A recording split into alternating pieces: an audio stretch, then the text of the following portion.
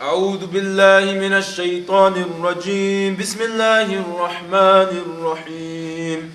اللهم صل على سيدنا ومولانا محمد وعلى آل سيدنا ومولانا محمد والصحاب سيدنا ومولانا محمد وذريات سيدنا ومولانا محمد وأهل البيت سيدنا ومولانا محمد والشيخ سيد مبارك علي شاه جيلاني سيدنا ومولانا محمد وحضرة إمام حسين سيدنا ومولانا محمد وبارك وسلم عليه. أعوذ بالله من الشيطان الرجيم. بسم الله الرحمن الرحيم. يا أيها الذين آمنوا استعينوا بالصبر والصلاة إن الله مع الصابرين ولا تقولوا لمن يقتل في سبيل الله أموات بل أحياء ولكن لا تشعرون. ولنبلونكم بشيء من الخوف والجوع ونقص من الأموال والأنفس والثمرات وبشر الصابرين الذين إذا أصابتهم مصيبة قالوا إنا لله وإنا إليه راجعون أولئك عليهم صلوات من ربهم ورحمة وأولئك هم المهتدون.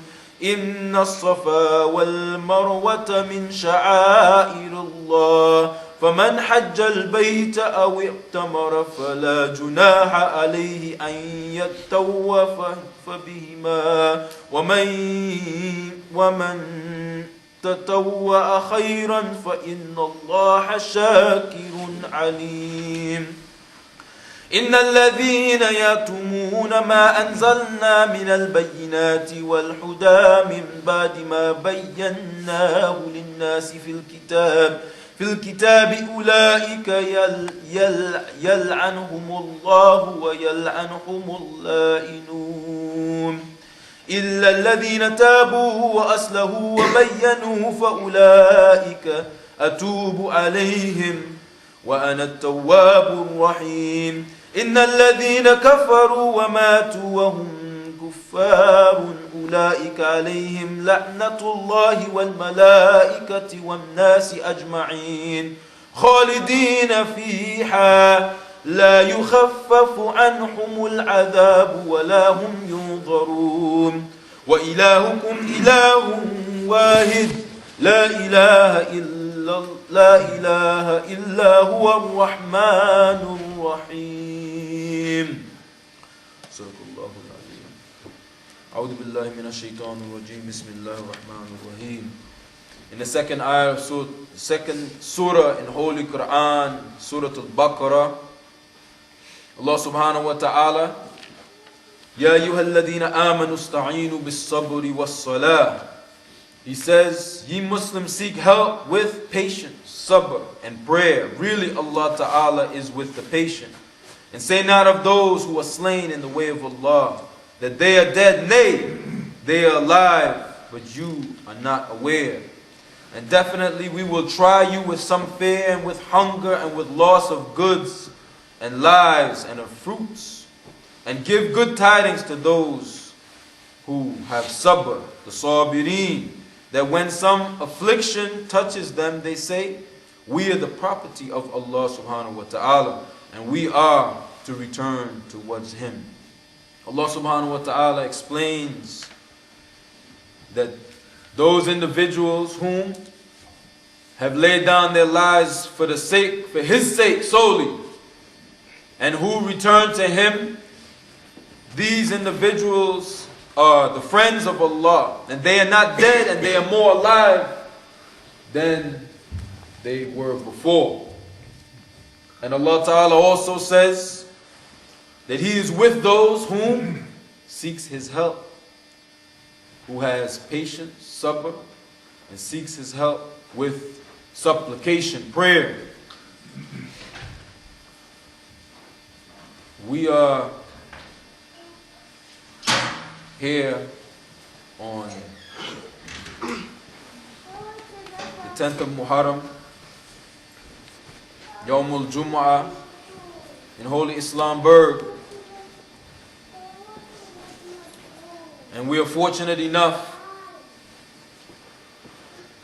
during our commemoration of the great, blessed Imam Hussein, may Allah bless his countenance forever, for eternity, who was king, who is king and emperor.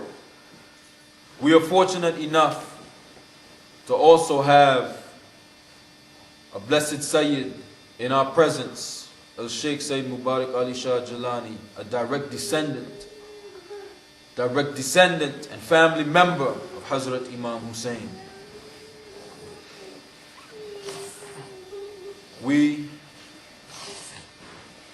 have received a speech which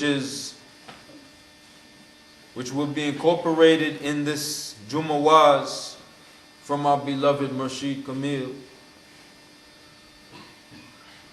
And he reminds us, quoting one hadith, a hadith from the Holy Last Messenger sallallahu alaihi wasallam about his family. And he said, I'm going to leave behind two things which are heavy. It is Holy Quran and my progeny, descendants. They will meet me at Lake Kawthar, and I will see how you have treated them. There are dozens of sayings by the Holy Last Messenger sallallahu alaihi wasallam about his family descendants and how we should show utmost reverence and respect to Ahlul Bayt, and in particular to Hazrat Imam Hussein.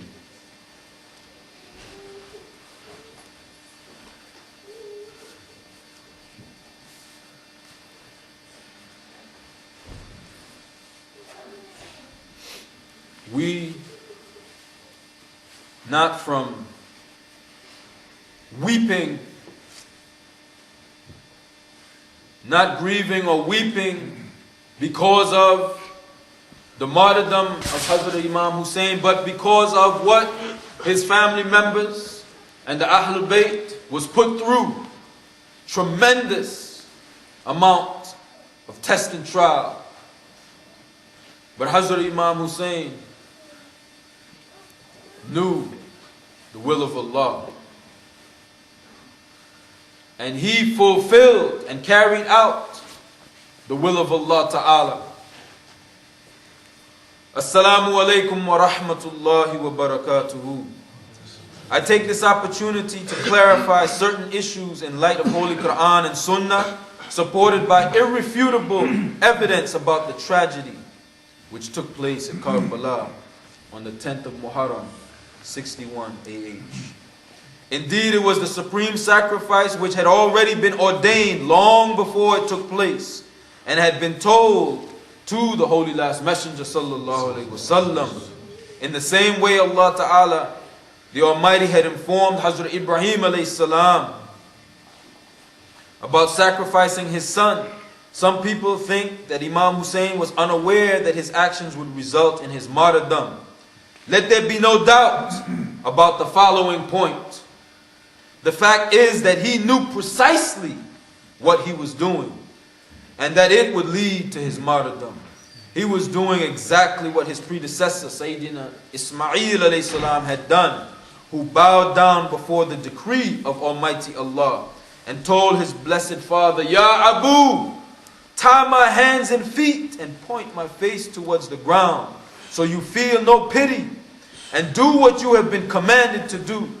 The noblest example had already been set.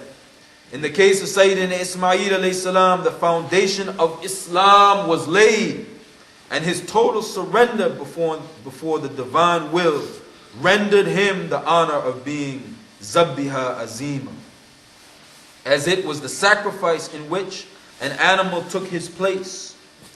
This laid the foundation of the Islamic ideology. Although the knife was held and in proxy a lamb was brought.